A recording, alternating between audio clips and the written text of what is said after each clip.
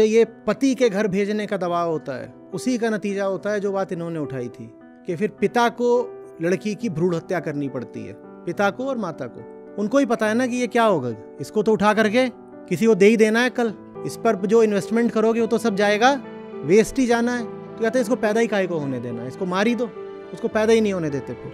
और ठीक वैसे जैसे दहेज की प्रथा रुकने में नहीं आ रही, उसी तरीके से फीमेल फीटिसाइड और अगर पैदा हो गई तो इन्फेंटिसाइड, ये रुकने में आ नहीं रहे हैं। मजेदार बात यह है कि चूंकि ये रुक नहीं रहे, इसीलिए हमने उनकी बात करना ही रोक दिया।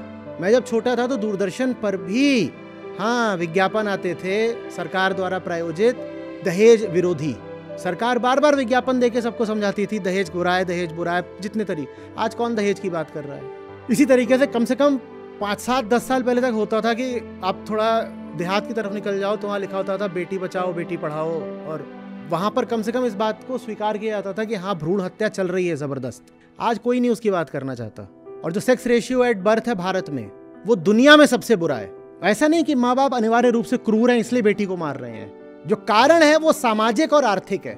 सामाजिक कारण क्या है कि इसको विदा कराना है, वही जो आप लोग बोल रहे थे कि समाज की मजबूरी है ना विदा कराना, ये सामाजिक कारण है। आर्थिक कारण क्या है? विदा हो जाएगी फिर हमें क्या मिलेगा इससे? ये तो एक नेट सिंक है, बस पैसे लेती है, कुछ वापस थोड़ी देती है।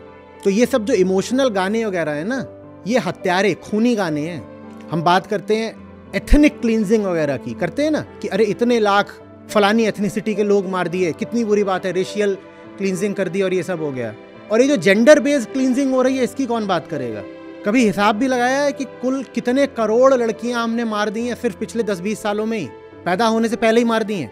कहीं 2 हिंदू मर जाएं तो हम बहुत शोर मचाते हैं, अरे हिंदू मर गए, हिंदू मर गए। और खास तौर पे अगर उन हिंदुओं को मुसलमानों ने मार दिया हो, तब तो शोर की कोई इंतहा ही नहीं रहेगी। और ये जो हिंदुओं के घरों में हिंदुओं की हत्या की जा रही है, वो जो लड़की मरी वो हिंदू नहीं थी क्या? जिस लड़की को तुमने गर्भ में मार दिया वो हिंदू नहीं है? और करोड़ों ऐसी लड़कियां तुम मार रहे हो हर साल, उनकी तुम बात नहीं करोगे।